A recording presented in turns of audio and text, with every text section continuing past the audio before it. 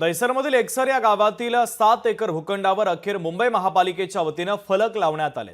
पालिकेने 349 कोटी रुपयांना खरेदी केलेल्या जागेवर काही बिल्डर्सकडून सर्वे करण्यात आलेत, तर काहींनी बोर्डही लावलेत। मात्र सदर जागा पालिकेची असून यावर अतिक्रमण केल्यास कायदेशीर कारवाई करण्यात येईल असा इशारा पालिकेने दिलेला आहे। लोकशाहीच्या माध्यमातून अनेक वेळा हा प्रश्न उपस्थित केल्यानंतर पालिकेने अखेर फलक लावले असल्याचं आता पाहायला मिळत आहे।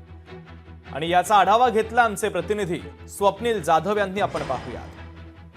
दहिसरमधील एकसर जो 8 एकरचा भूखंड आहे, या 8 एकरच्या भूखंडावर महानगरपालिकेने अखेर बॅनर लावलेले आहेत। ही जागा महानगरपालिकेची असून यावरती अतिक्रमण केल्यास कायदेशीर कारवाई करण्यात येईल अशा प्रकारचे बॅनर हे आता मुंबई महानगरपालिकेने या एकसर गावामध्ये लावलेले आहेत। एकूण हा 8 एकरचा भूखंड आहे तो बिल्डरने मुंबई महानगरपालिकेला 350 कोटीला विकला होता। मात्र यानंतर या 7 एकरच्या जागेवरती अनेक बिल्डर्स येऊन अतिक्रमण करू पाहत होते। लोकशाहीच्या माध्यमातून अनेक वेळा ही बातमी दाखवली होती आणि यानंतर मुंबई महानगरपालिकेने या ठिकाणी आपण बघतोय या 7 एकरच्या जागेमध्ये अशा प्रकारचे बॅनर लावून एकीकडे सर्व बिल्डर असतील, जे अतिक्रमण करणारे असतील, यांना सूचक इशारा दिलेला आहे। कॅमेरा पर्सन सुनील वर्मासह स्वप्नील जाधव, लोकशाही मराठी, मुंबई।